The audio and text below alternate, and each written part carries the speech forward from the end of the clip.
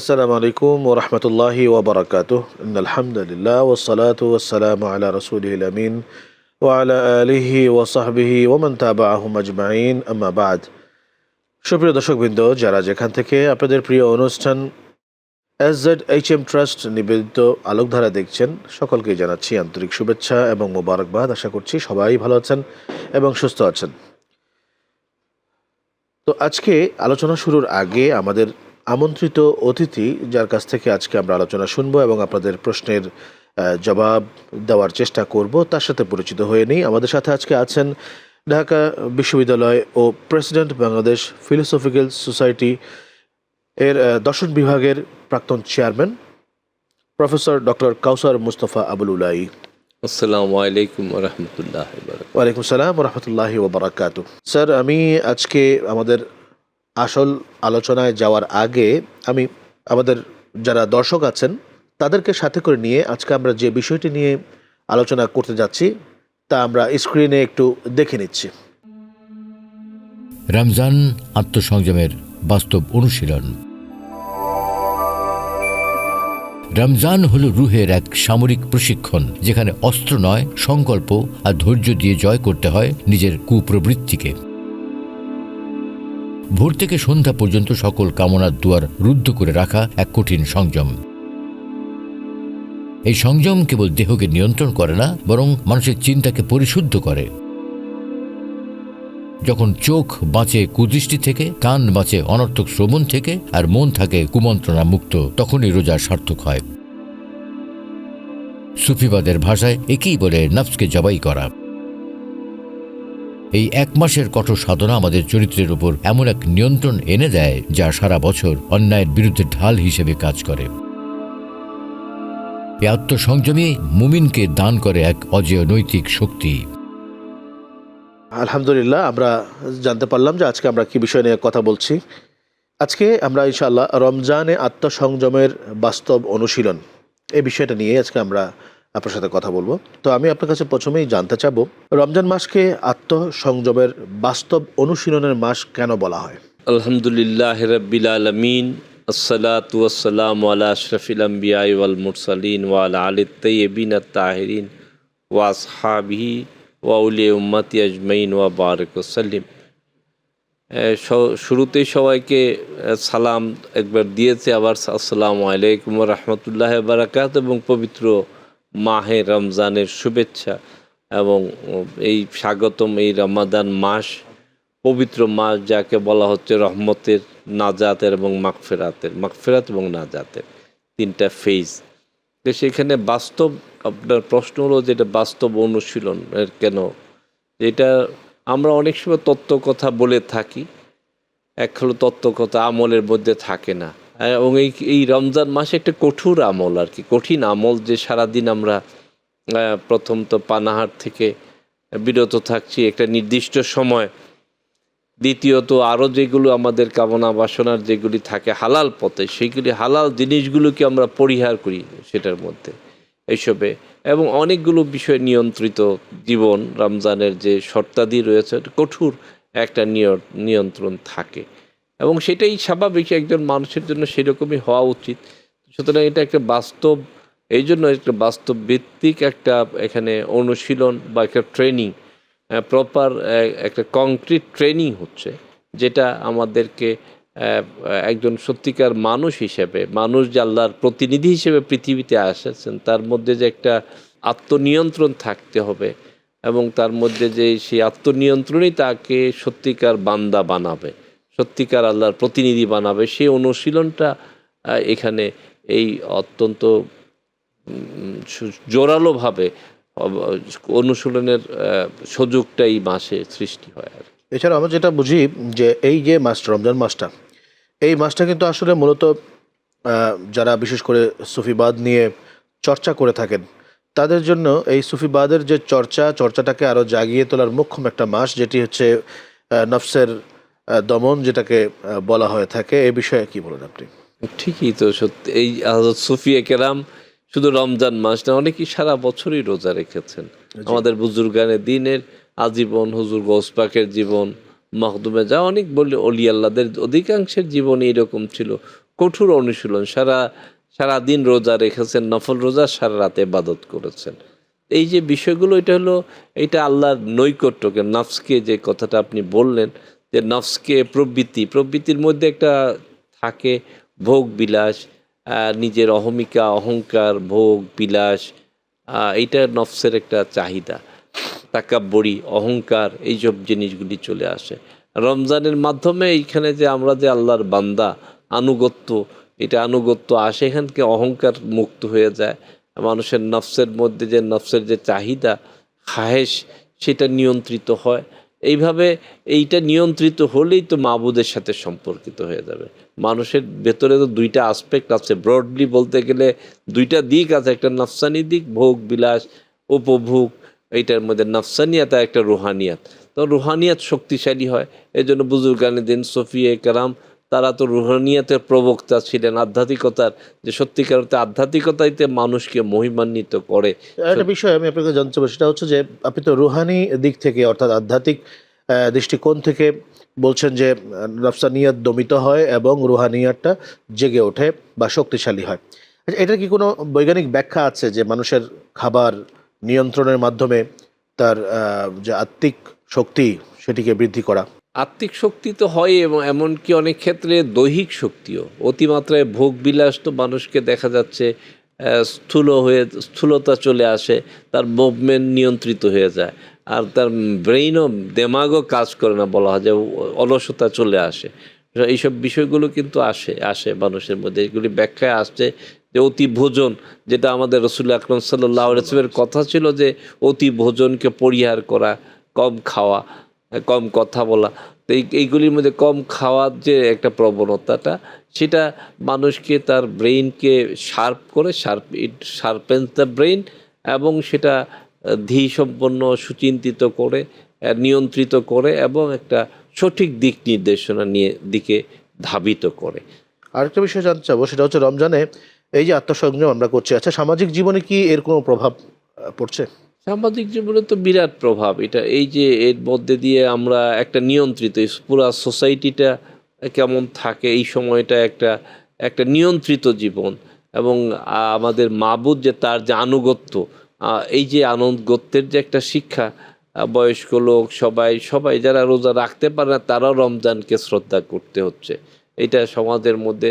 এবং আমরা যে ফিদায়ার বিধান রয়েছে, যারা বয়স্ক লোক, তাদের জন্য ফিদায়ার বিধান রয়েছে, তো সেখানেও তো একটা নিয়ন্ত্রণ, সেটা এক ধরনের নির্দেশনা রয়েছে যে রমজানের যে বিধানের প্রতি আনুগত্যের একটা বিধান রয়েছে, যে বয়স্ক লোক, তাকে ফিদিয়া দিতে হচ্ছে, একটা একটা আরেকজনকে সাহায্য করতে। এইভাবে সামাজিকভাবে প্রভাব পড়ে, উপলব্ধিগত প্রত্যেকটা ব্যক্তি, প্রত্যেকটা ইন্ডিভিজুয়াল যখন সংশোধন হয়, তখন এটা সোসাইটিতে, সমাজে একটা প্রভাব বিস্তার করছে। এভাবেই তো সমাজ, ব্যক্তিকে নিয়ে তো সমাজ।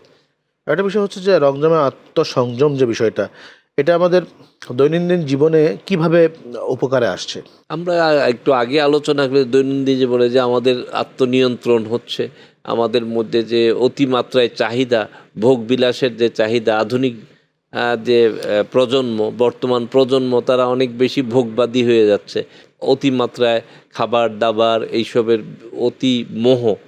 কিন্তু এইটা একটা নিয়ন্ত্রণ আমাদের মধ্যে পারিবারিক জীবনেও চলে আসছে, যে না, এই রেস্ট্রিক্টস করতে হবে।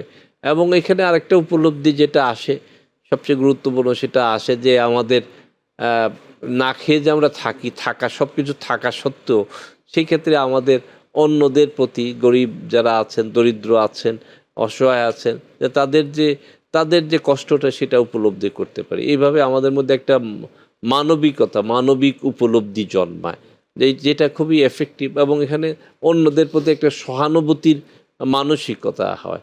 অন্যের প্রতি সহানুভূতি হলে সমাজটা সুন্দর হবে, মানুষ আর দুর্নীতিতে যাবে না, অন্যায় করবে না, মনে করবে যে আমার এই প্রাচুর্যের মোহে আর সে সর্বক্ষণ লিপ্ত থাকবে না।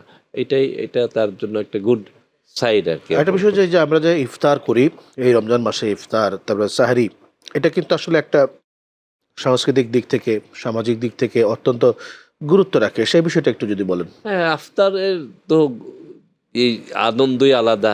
এখানে দেখা যাচ্ছে সারাদিন আমরা না খেয়ে আছি, আবার সামনে খাবার যখন মজলিস বসে, তখনই আমরা খেয়ে ফেলি না, ওইখানে বসে আমরা আবার নিজেদেরকে নিয়ন্ত্রণ করি। সুন্দর খাবার সব আছে, সবাই বসে আছে, যে এই হুকুমের এক কমান্ড, আল্লাহ পাকের যে আদেশ, সেই কমান্ডকে আমরা মর্যাদা দিচ্ছি, বসে আছি সবাই নির্দিষ্ট সময়ে। এই যে একটা ডিসিপ্লিন এবং একটা সুন্দর এবং সংযম, যে সব কিছু সামনে আছে, তারপরে যে আমরা একটা ডিসিপ্লিন, এইটা তো অনেক বড় শৃঙ্খলা এবং একটা নিয়মানুবর্তিতা এবং হুকুম মানা, আদেশ মানা। এইভাবে যদি অনুশাসনগুলি আমাদের সামাজিক জীবনে আমরা যদি অনুশাসনগুলি সেভাবে মানি, আইন, রাষ্ট্রের আইন, বিধিবিধান, নীতি নৈতিকতা, তাহলে তো এটা আমাদেরকে উদ্বুদ্ধ করতে পারে রমজানের এই আফতার এর এই বিষয়টা আর কি।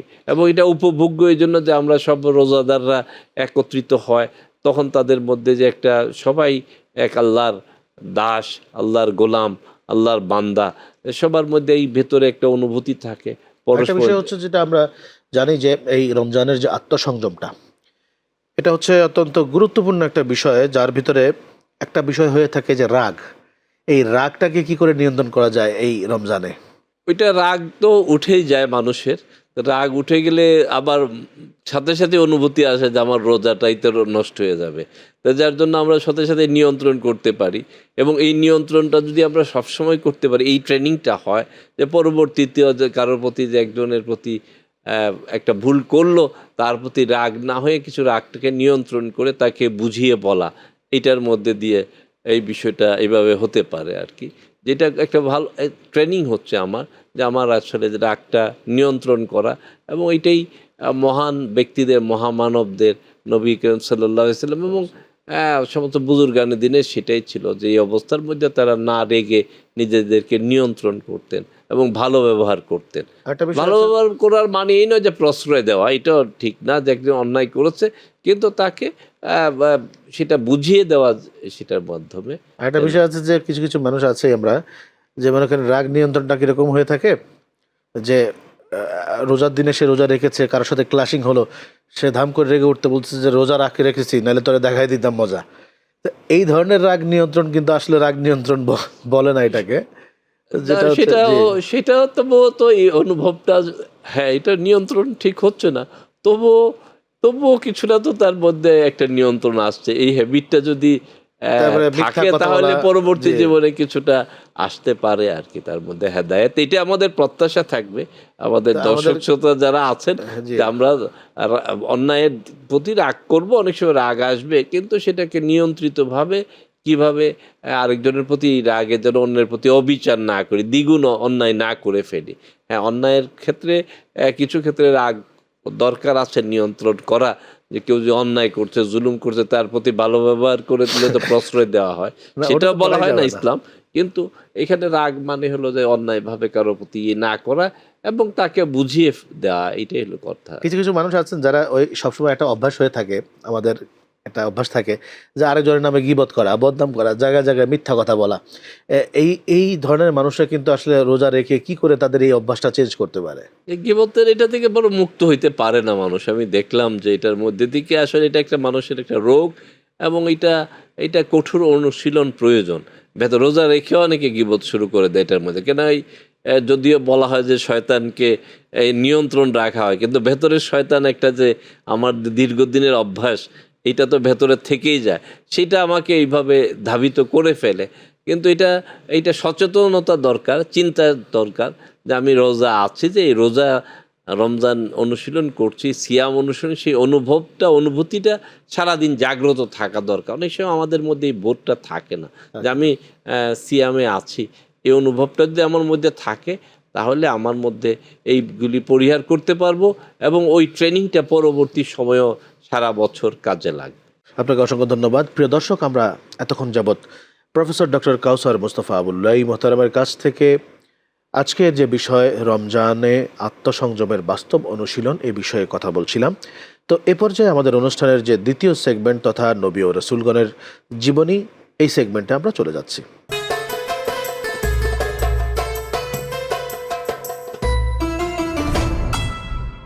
মোহতারাম, এই সেগমেন্টে আমি আপনার কাছ থেকে আজকে জানতে চাইবো হযরতে লোকমান আলাইহিস সালামের জীবনী সম্পর্কে। সৈয়দনা লোকমান আলাইহিস সালাম, সূরা লোকমানের মধ্যে বিবরণ আসছে, জ্ঞান আল্লাহ তাআলা তাকে জ্ঞান দিয়েছিলেন, কিন্তু তার মধ্যে সত্যবাদিতা ছিল সবচেয়ে যে বিষয়টা কোরআন শরীফের মধ্যে আসছে, এবং আমানত ট্রাস্টকে তিনি সংরক্ষণ করতেন, এবং যে বিষয়টা তার মধ্যে এই জিনিসগুলো তার মধ্যে ছিল। এবং এটা থেকে আমরা যে উপলব্ধিটা করতে পারি সূরা লোকমানের, যে আল্লাহ সত্যবাদিতা মানুষকে উন্নততর করে, আল্লাহ তাআলা তাকে রিওয়ার্ড দেয়, এমন ধরনের ফল পাওয়া যায়, এবং হেকমত জ্ঞানীও বানায়। সত্য জ্ঞানের আমাদের ফিলসফিতে একটা কথা আছে যে জ্ঞানের জন্য 3টা কন্ডিশন লাগে: truth condition, belief condition and justification. যে সত্য হইতে গেলে, যে জ্ঞান হইতে গেলে তাকে সত্যের কোনো বিকল্প নাই, মিথ্যা হইলে সেটা জ্ঞান হবে না। তো তার মধ্যে সত্যবাদিতা, ট্রুথফুলনেসটা ছিল, এবং সেটা আমাদের সব নবী রসুলগণের মধ্যে ছিল। এটা ইসলামের মৌলিক শিক্ষা, আম্বিয়া কেরামের সবার জীবনে এটা ছিল, সেটা গভীরভাবে তার মধ্যে ছিল। আমানত, ট্রাস্ট যেটা রয়েছে, এবং তাকে তো হেকমত প্রদান করা হয়েছিল, এই জন্য সেটা হেকমত, আল্লাহ তাআলা তাকে হেকমত দিয়েছেন। হেকমতের প্রধান কাজও সত্যবাদিতা আসলে। তাহলেই সেটা জ্ঞান আল্লাহ তাআলা বাড়িয়ে দেবেন, আরও সে তার মধ্যে বরকত দিবেন। তিনি বলে চিকিৎসা বিজ্ঞানে তার বিরাট অবদান, চিন্তাশীলতা। তো সব কিছুর মূলে সত্যবাদিতা। সত্য যখন বাদিত হলে আল্লাহ তাআলার নিয়ামত সেখানে আসতে থাকে। সেটার হযরত লোকমান আলাইহিস সালামের সন্তানকে তিনি কিন্তু বেশ কয়েকটি ওয়াসিয়ত করেছিলেন, যেগুলো কোরআন শরীফে সুন্দরভাবে এসছে। যেটা হচ্ছে, কখনো আল্লাহর সাথে শিরক করো না, পিতামাতার সাথে সদাচরণ করো, জমিনে তুমি ঝুঁকে চলো যাতে করে তোমার অহংকার প্রকাশ না পায়। এই ওসিয়তগুলো সম্পর্কে যদি একটু বলতেন। এটা অত্যন্ত গুরুত্বপূর্ণ। এই যে অহংকার, জমিনে অহংকার না করে চলা। আমরা তো দেখা যাচ্ছে আমরা যে কোনো একটা পদমর্যাদায় গেলে আমাদের চাল চলন অন্যরকম হয়ে যায়, কিন্তু আল্লাহর যদি বান্দা, আমার উপরে যে আল্লাহ আছেন, সে অনুভব যদি থাকে, তাহলে জমিনে বিনয়ের সাথে চলা। আমাদের মহানবী সাল্লাল্লাহু আলাইহি সাল্লামের জীবন দেখলে কি দেখা যাবে, যে বিনয়ই বিনয়। এটাই অহংকার মুক্ত থাকাটাই আল্লাহর কাছে সবচেয়ে প্রিয় হওয়ার কথা। যে অহংকার ইবলিসের বৈশিষ্ট্য। একটা দুইটা বৈশিষ্ট্য মানুষের মধ্যে, অনেক সময় জ্ঞান এবং প্রতিপত্তি, অর্থ মানুষকে অহংকারী করে ফেলে। এবং এই প্রতিপত্তিতে গিয়ে, জ্ঞানে গিয়ে, এই যে অধ্যয়ন গিয়ে বা উচ্চতর ডিগ্রি অর্জন করে অধিকাংশ বিশ্ববিদ্যালয়ে বলেন, অধ্যাপক বলেন, পণ্ডিত বলেন বা আলেম ওলামাও বলেন, তারা কিন্তু খুবই অহংকারী হয়ে যান। এবং সেই সত্যিকার অর্থে এই জন্য যে আমাদের তাসুফ, যেহেতু তাসুফ কিছু ব্যাকড বাই তাসউফ, এই অনুষ্ঠানটা সুফিয়ে কেরামের, এই জন্য ওলামায়ে কেরাম সুফিয়ে কেরামের দরবারে সেইখানে এই জন্যই যেতেন, অহংকার মুক্ত হওয়ার জন্য। তো সেটা হচ্ছে যে না, সুলাইমান আলাইহিস সালামের মধ্যে ওই বৈশিষ্ট্য ছিল যে তিনি এই যে অহংকার মুক্ত হওয়া, সম্মান পাওয়ার পরে সেটাকে অহংকার মুক্ত হইতে পারলে আল্লাহ আরও বাড়িয়ে দেন সম্মান। সেটা আমাদের নেতৃবৃন্দ, রাজনৈতিক নেতৃবৃন্দ যারা অহংকার মুক্ত হইতে পারবেন তারাই সম্মানিত হন। না হলে আমাদের দেখা যাচ্ছে ফেরাউনি ভাব চলে আসে, যেটা আসছে অহংকার ফেরাউনের, নমরুদের, সাদ্দাদের বা এই যে যারা আছে জালিম, তাদের ছিল ওই বৈশিষ্ট্য, জিদের। তো যার জন্য এগুলো হলো এইগুলি থেকে মুক্ত হওয়ার পথই হলো সারেন্ডার করা। এবং সৈয়দনা লোকমান আলাইহিস সালামের সেই বৈশিষ্ট্য ছিল, তিনি মহাজ্ঞানী হয়েও সবচেয়ে বড় যে নিরহংকার, বিনয়ী ছিলেন। কেন? উৎস তো জ্ঞানের আল্লাহ পাক। আল্লাহ তাআলা জ্ঞান যে কোনো সময় ছিনিয়ে নিতে পারেন।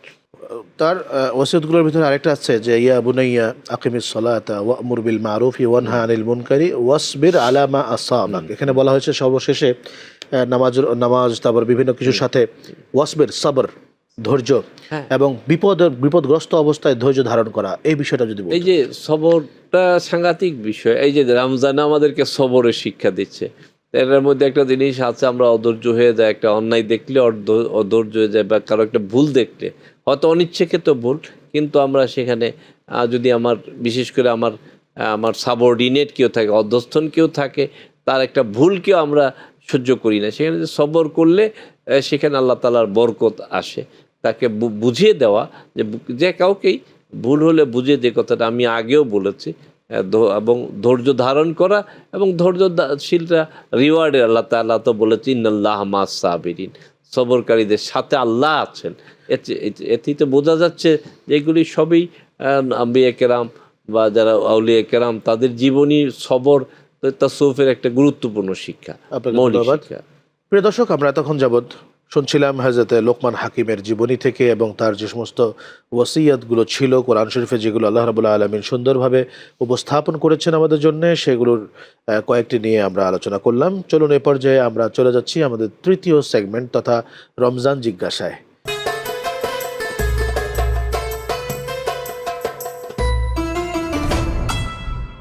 মোহতারাম, রমজান জিজ্ঞাসায় আমি আপনার কাছে জানতে চাইবো আজকে কসর নামাজের বিবরণ। কসরের বিবরণ তো এইভাবেই আসছে, যেখানে আমরা কোনো যখন সফরে যাই, ওলামায়ে কেরামের মত 48 মাইল, মাইল হিসাবে 48 মাইল, কিলোমিটার হিসাবে কতটুকু হবে, কিলোমিটার হিসেবে মোটামুটি প্রায় 50-60 কিলোমিটার, 60-এর মতো আর কি। ওইখানে যদি আমরা যাই তাহলে এখানে নামাজ সংক্ষিপ্ত হয়ে যাবে, যে এখানে 4 রাকাত নামাজের যেখানে সেই 2 রাকাত আমাদের পড়তে হবে কসরের, সেভাবে নিয়ত করে কসরের নিয়ত করতে হবে। এবং সেখানে আল্লাহ তাআলার পক্ষ থেকে এটা আমাদের একটা সুবিধা আর কি, বাড়তি সুবিধা, আমরা বরকত সবটাই পাবো। এখানে কসর মানে সওয়াবের মধ্যে কসর হবে না এখানে, কিন্তু আমাদেরকে আল্লাহ তাআলা এটা গিফট, এই যে ইসলাম যে একটা মহান ধর্ম দিন, এটা যে অত্যন্ত বাস্তব ভিত্তিক এবং মানুষের প্রতি যে এখানে কোনো জুলুম হয় না বা কষ্ট না বা এরকম কঠোরতা নাই এর মধ্যে দিয়ে, সেটা যেটা এইটা এইখানে প্রতিফলিত হচ্ছে, যে তার এই সফরে গেলে রোজাও আমরা না ভাঙতে পারি, ভাঙার বিধান আছে। এবং সেখানে তো একইভাবে কসরের নামাজটা এরকম আল্লাহর তরফ থেকে একটা গিফট আমাদের জন্য। অনেকে আছেন যেটা তিনি দেখা যায় যে সফরে আছেন কিংবা তিনি রোজা রাখছেন অথবা ইচ্ছে করে গিয়ে 4 রাকাত নামাজ তিনি পড়ার চেষ্টা করতেছেন, সেক্ষেত্রে তিনি কি আল্লাহ রাব্বুল আলামিনের এই যে একটা গিফট আল্লাহ তাআলা দিয়েছেন, একটা সুযোগ দিয়েছেন, সেই সুযোগটাকে তিনি বাদ দিয়ে অতিরিক্ত করার চেষ্টা করছেন কিনা? এটা অতিরিক্ত বোধহয় 4 রাকাত যদি জামাতে পড়লে তো শরীয়তের পড়তেই হবে। বিধান যায় 4 রাকাত পড়তেই হয় ইমামের, কিন্তু নিজে পড়লে তো আল্লাহর বিধানকে আল্লাহ দিয়েছেন গিফট, সেখানে তো বাড়াবাড়ি হলে তো এটা হলো করা না, যাবে না। এটা তো হলো না। এখানে তো ইবাদতের উদ্দেশ্য আল্লাহ আনুগত্য, হুকুম মানা, হুকুমটা তো প্রধান জিনিস। এখানে আমার নিজের বুদ্ধি বা আকালকে এখানে তো করার সুযোগ নেই আসলে।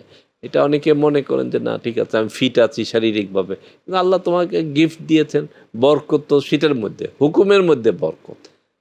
আরেকটা বিষয় হচ্ছে যে রমজানে আমরা এই যে তারাবি পড়ি, আচ্ছা তারাবিতে কি এরকম কোনো বিষয় আছে যেটি রমজানে মানুষের শারীরিক সুস্থতার সাথে কিংবা আধ্যাত্মিকতার সাথে জড়িত, এরকম কোনো বিষয় আছে কিনা? তো অত্যন্ত জোরালো, এখানে বেশিরভাগই তো খতমে তারাবি হয়, এমন কি সূরা তারাবি হলেও আর খতমে তারাবি নিয়ে প্রথম বলে যে এক খতম কোরআন শরীফ। অনেকে আছেন কোরআন শরীফ পড়তে পারেন না, সবারই শেখা উচিত। তো অধিকাংশ এই 27 দিনে এক খতম আমাদের দেশে করা হয়, তো সেখানে অধিকাংশ ক্ষেত্রে অনেকে সংক্ষিপ্ত করে। এই ক্ষেত্রে আমাদের একটু হচ্ছে যে আমার একটা কোরআন কালাম, আল্লাহর কালাম, যেটা আমাদের হেদায়েতের নূর, সেটা আমরা শুনতে পাচ্ছি। এক, দ্বিতীয়ত এখানে এই নামাজের অনুশীলন হচ্ছে এবং গভীর মনোযোগ দিয়ে শুনলে আল্লাহর কালাম শোনা, যা রাসূল আকরাম সাল্লাল্লাহু আলাইহি ওয়াসাল্লামের কলব মোবারকে আসছিল, ওই মন নিয়ে যে আল্লাহর কালাম এবং রাসূল পাকের কলবে আথার এটা নাজিল হয়েছিল। এইটা একটা অনুভূতি জাগ্রত হতে পারে যে আল্লাহর প্রতি গভীর ভালোবাসা, যে কালামুল্লাহ এবং রসুলের পাকের প্রতি। এটা অনেকের মধ্যেই অনীহা দেখি যে দরুদ শরীফ সেইভাবে পড় না, কিন্তু কোরআন তো রসুলের পাকের কলবে আথারে নাজিল হয়েছে, সুতরাং এর সাথে তো সম্পর্ক আল্লাহ এবং তার রসুলের। আল্লাহর কালাম কিন্তু আমার দুনিয়াবাসী পেয়েছে রসুলের পাকের জবানে, মুখ থেকে বেরিয়েছে। তো সেই ক্ষেত্রে আল্লাহ এবং রসুলের সাথে একটা মহব্বত সৃষ্টি হয়, সেটা ইমানের মৌলিক জিনিস আসলে। সেটা আল্লাহ এবং তার গভীরভাবে আমরা ভাবি আল্লাহ এবং তার রসুলের সাথে মহব্বত, যেটা ইমান, যে আল্লাযিনা আমানু আশাদ্দু হুব্বাল্লিল্লাহ, যারা ইমানদার আল্লাহ তাকে গভীরভাবে ভালোবাসে, আর নবীকে গভীরভাবে ভালোবাসার কথা তো আছেই, নাহলে ইমানদারই হবে না। এটাও তো আছে যে আন-নবী আওলা বিল মুমিনিনা মিন আনফুসিহিম, যার জীবনের চেয়ে বেশি নিকটে। তো এই নিকটবর্তিতার উপলব্ধি যদি এইভাবে আমরা চিন্তা করি, তারাবির নামাজে দাঁড়িয়ে আমাদের মধ্যে আসতে পারে, যদি আমাদের ওই চিন্তাটা ভেতরে জাগ্রত হয়। ওইভাবে আল্লাহ এবং তার রসুলের সাথে একটা নৈকট্য, কুরবতে এলাহি, যেটা আসলে এইটাই বন্দেগী, এটাই তো খলিফা। মানুষ যে আল্লাহর খলিফাই মর্যাদা তো ওইখানেই, যে আমার আল্লাহ এবং তার রসুলের সাথে গভীর একটা ঐকান্তিক আত্মিক সম্পর্ক, আধ্যাত্মিক সম্পর্ক। এটাই আধ্যাত্মিকতা, এটাই রুহানিয়াত। আল্লাহর সাথে গভীর সম্পর্ক, নৈকট্য। আল্লাহ তো আমাদের সাথে আছেন, কিন্তু এই উপলব্ধিটা যদি জাগ্রত হয়, এখানে একটা তারাবির নামাজে ওইভাবে ভেবে যদি আমরা দাঁড়াই, অনেক সময় আমরা অন্য গাফিল থাকি চিন্তা ক্ষেত্রে, তো আমাদের মধ্যে যদি ভাবনাটা আসে যে আমি আল্লাহর দরবারে দাঁড়িয়েছি এবং রসুলের পাক যে কোরআন তার উপরে নাজিল হয়েছে সেই কোরআন আমি শুনছি, এবং আল্লাহ এবং তার রসুলের প্রতি একটা গভীর অনুরাগ, ভালোবাসা সৃষ্টি হয়, যেটা ইমানের অত্যন্ত জরুরি অঙ্গ আর কি। আপনাকে অসংখ্য ধন্যবাদ জানাচ্ছি আজকের এই অনুষ্ঠানে আসবার জন্য। আজকে ইনশাআল্লাহ আমাদের আজকের এই অনুষ্ঠানের যে সবচাইতে গুরুত্বপূর্ণ সেগমেন্ট, সেই সেগমেন্টে আমরা চলে যাচ্ছি রুহের আয়নায়।